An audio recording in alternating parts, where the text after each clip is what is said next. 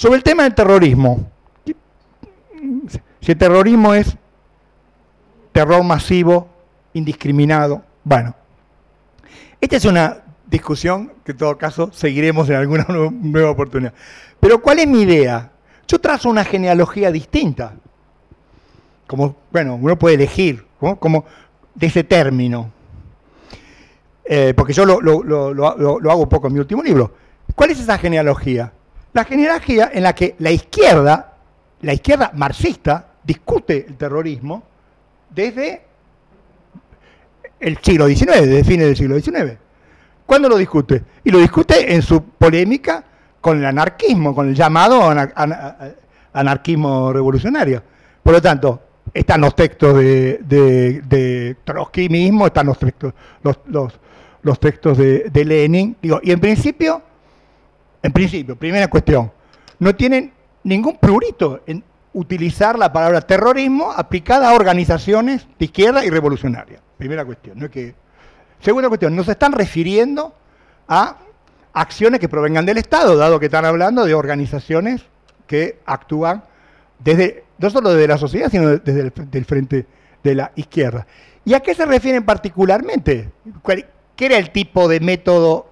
No era tampoco el método indiscriminado, ¿no? El método de las bombas, etcétera. Eran los asesinatos. Digamos, el método electivo del terrorismo revolucionario, digamos, desarrollado desde fines del 19 y hasta y las décadas del siglo XX, era el asesinato, considera el asesinato político desde las organizaciones revolucionarias como un modo de terror. Entonces, efectivamente, el análisis de las organizaciones de lo que yo llamaría los partidos armados, porque eran partidos políticos, no eran, en ese sentido, yo no digo organizaciones terroristas, eso sería desconocer que eran partidos políticos, que tenían frentes de masa, en fin, que desarrollaban un tipo de práctica, que incluso desarrollaban prácticas armadas que no pueden ser consideradas terroristas, que eran prácticas de lo que se llamaba propaganda armada. Bueno, quiero decir, ahí hay toda una batería de cuestiones que efectivamente tienen que ser distinguidas. Ya, como ves, retomo tu preocupación por las distinciones, ¿no?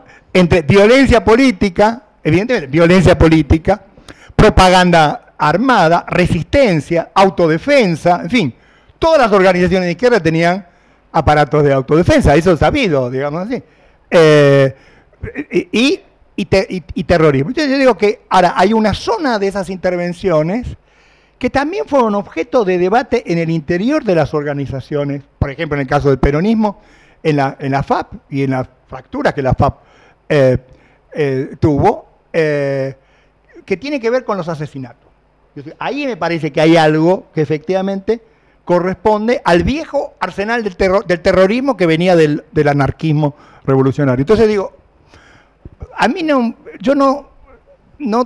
ahí no te acompaño en esa preocupación por la distinción. No me preocupa tanto, digamos, si uno sabe, en todo caso, hacer las distinciones no en los términos mismos, sino en las condiciones, yo creo que se puede decir que los asesinatos son formas de terrorismo, porque si no, la AAA asesinaba, entonces tendríamos que decir que tampoco serían actos terroristas, porque no ponía bomba, no era indiscriminado, asesinaba muy selectivamente, quiero decir. También bombas. Puso bombas también contra Raúl Leguzzi.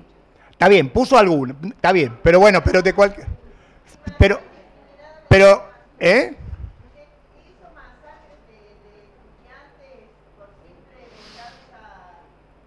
Sí, pero digamos, si uno analiza el accionar de la AAA y las víctimas que vos señalás en ese periodo, lo que la caracteriza mayormente no es el terror indiscriminado, sino el asesinato de blancos elegidos. Pero quiero decir, en todo caso, la discusión sigue abierta, pero digo, hay otra manera de ver que no tiene que ver con esta consideración más actual que vos ponés, de si el terrorismo incluye o no a los grupos. Me parece que esa es otra discusión. Y yo en general estoy de acuerdo, como me parece que esta generalización de concepto de terrorismo sirve a otros propósitos. Pero quiero decir, yo restituyo que esa fue una discusión planteada en el marco de la izquierda. Y fue una discusión planteada en el marco de la izquierda, y por eso yo lo que señalo es cómo del 73-74, organizaciones trotskistas, organizaciones maoístas, organizaciones comunistas, llamaban terroristas a lo que estaban haciendo las organizaciones guerrilleras, que dice que no provenían de un lenguaje que venía ni del lenguaje jurídico ni de la preocupación, incluso diría de la preocupación por los derechos, venía de la propia tradición de la discusión política de izquierda con esos métodos, ¿no? Bueno, y lo último sobre la historia. Si la historia adeuda tratar la memoria. Yo no sé, la historia como disciplina, como campo disciplinar, como campo académico, es una cosa. Ahora, ha habido trabajos y muy importantes de historiadores jóvenes, y yo conozco además tesis recientes y tesis en realización, y muchas han sido discutidas y presentadas aquí. Entonces, no tengo esa impresión. Lo que me preocupa, sí, y por eso lo señalaba, es que de pronto hay como desencuentros, ¿no? Quizá no en un espacio como este, y este es un mérito realmente, desencuentros, es decir, que de pronto hay una zona de estudios por la memoria que, hay que decirlo, ha sido fuertemente sostenida a partir de la acción de los organismos de derechos humanos, y eso, bueno, tiene causas que conocemos bien y que saludamos, porque efectivamente son los que además convirtieron eso en un tema de resistencia y de lucha política, cuando los sectores políticos, tradicionales, intelectuales, etcétera, más bien habían defeccionado en esa lucha. Porque, claro, ¿por qué el discurso y la tradición de los organismos de derechos humanos ha construido un campo y de algún modo ha quedado fuertemente implantado?